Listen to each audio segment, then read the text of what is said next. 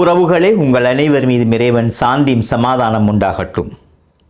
கணவனுடைய பேச்சுக்கு மறுபதில் எப்பொழுதெல்லாம் நாங்கள் கொடுப்போமோ அப்பொழுதெல்லாம் அங்கே பிரச்சினைகள் அதிகமாகிக் கொண்டே இருக்கும்.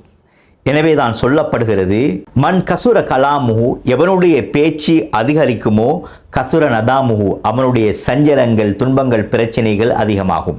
எனவே கணவன் பேசுகின்ற பொழுது அதனை காது கொடுத்து கேட்டு, ஆம் நீங்கள் சொல்வது சரிதான், அதனை நான் ஏற்றுக்கொள்கிறேன், எனது வாழ்க்கையில் எடுக்கிறேன் என்ற வார்த்தைகள் தவிர்த்து அதற்கு பேச்சுக்கு பேச்சு மேலாக பதில் கொடுக்க ஆரம்பிப்போமே ஆனால் அங்கே பிரச்சினைகள் உண்டாகும்.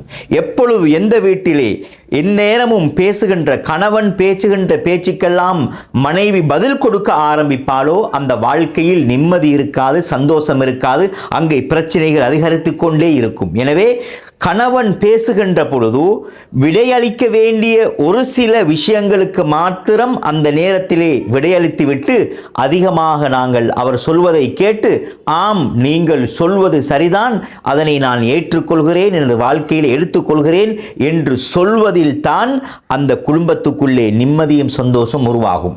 இதற்கு மாற்றமாக கணவன் ஒரு விஷயத்தை சொல்லும் பொழுது, இல்லை அது அப்படியல்ல, இப்படித்தான், நீங்கள் சொல்வது பிழை என்று உடனுக்குடனே பதில் சொல்ல போனால் அங்கே பிரச்சனைகள் உருவாகும். நீங்கள் உண்மையாகவே அவர் சொல்கின்ற பேச்சிலே பிழை இருந்தாலும் காது தாழ்த்தி கேட்டுக்கொண்டு இருந்து இன்னும் ஒரு நேரத்திலே, நீங்கள் நேற்று இப்படி சொன்னீர்கள் தானே, இது இப்படித்தான் வரும், இதனுடைய விஷயம் இப்படித்தான் என்று இன்னொரு நேரத்திலே சொல்லும் பொழுது அதனை கணவன் ஏற்றுக்கொள்வார். உடனே கணவன் சொல்லும் பொழுதெல்லாம் உடனுக்குடன் பதில் சொல்லும் பொழுது, அவர் சொல்வதை பிழை காணும் பொழுது அங்கே பிரச்சினைகள் ஏற்படும். அவர்களுக்கு மத்தியிலே, கணவன் மனைவிக்கு மத்தியிலே நிறைய முரண்பாடுகள் தோன்றுவதற்கு நிறைய சந்தர்ப்பங்கள் இருக்கின்றன. எனவே கணவன் பேசுகின்ற பொழுதெல்லாம் நாங்கள் காது தாழ்த்தி கேட்டுக்கொண்டிருந்து பிழையான விடயங்களாக இருந்தாலும் தவறான விடயங்களாக இருந்தாலும் சற்று தாமதித்து அல்லது ஒரு நாள் தாமதித்து அதனை கணவனுக்கு விளங்கப்படுத்தினால் நிச்சயம் அதனை ஏற்றுக்கொள்வார். அங்கே முரண்பாடுகள், பிரச்சனைகள் ஏற்பட மாட்டாது.